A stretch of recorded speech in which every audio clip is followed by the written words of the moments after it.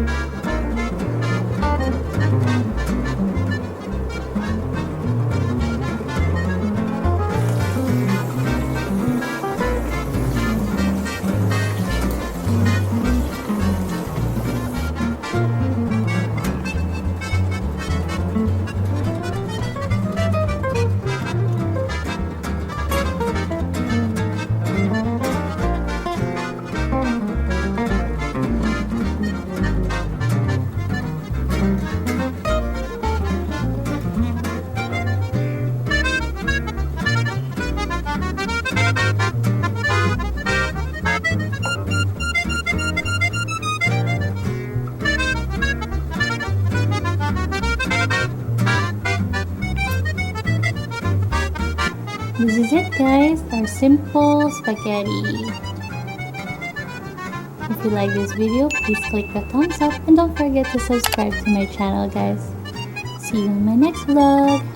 Bye!